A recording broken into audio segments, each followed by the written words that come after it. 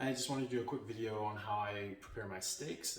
People ask me like where I buy my meat and what I do and how I prepare it. If you look on my Instagram, you'll see a picture of the inside of my fridge. It's not full now, but generally it's packed with meat, and I'll have things in cryovac bags like this, waiting for that's wet aging. They can be up to 4 to 6 weeks, and it just gets more and more tender as you go. And then I'll have individual steaks on drying racks like this, with a bit of salt at the bottom that helps sort of keep it dry in the refrigerator. And then I have those salted and resting. So I do a combination of wet aging and dry aging. The dry aging I do is a little different than if you're doing this whole thing as a dry age. I take the individual steaks and I salt them. This is a trick that I picked up from Chef Brown, something he recommended. And he said you can leave it out there for a few hours on the counter, and the salt will soak in, and it flavors the meat.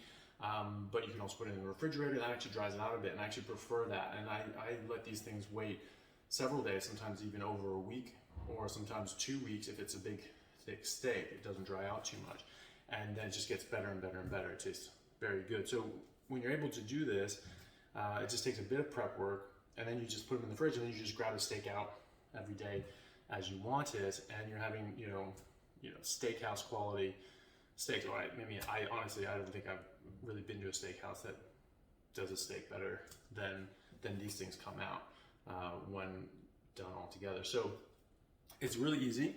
And so I go to Costco, I'll get like the big whole loin itself. I'll get a case of it. You can get 3 of these in one box, and that's cheaper. It's cheaper and cheaper and cheaper as you go. So the more bulk you get, the cheaper it is. So like buying it like this is going to be half the cost of buying it individually cut up generally. And then you just cut it up yourself. You also get the added benefit of being able to wet age it as well, which makes it more tender.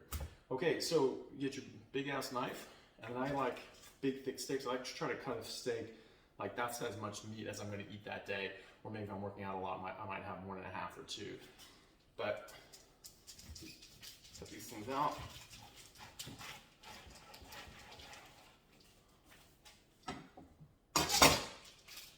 I'll just do a couple here just to show you, but I'll do the rest later.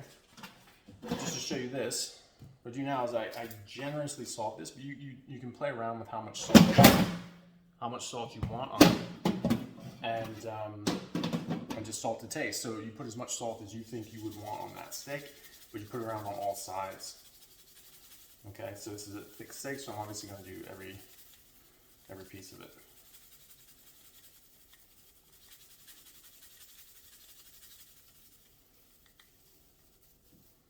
Okay, that's it right there.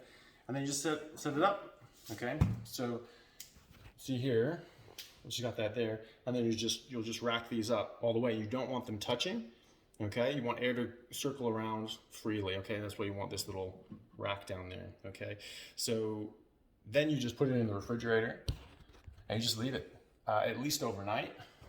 It tastes 100% better just the next day, and then every day after that it just gets better.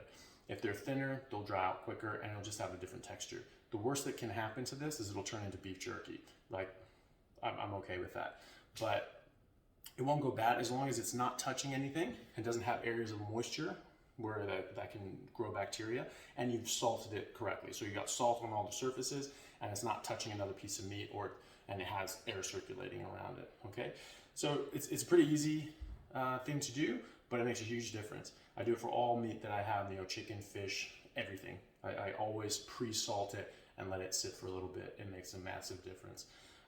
Okay, I hope you guys like that. Try it yourself, see what you think. Put a comment in and see how you go. Tune in for the next video where I'll just be showing you how to cook them, or how I cook them.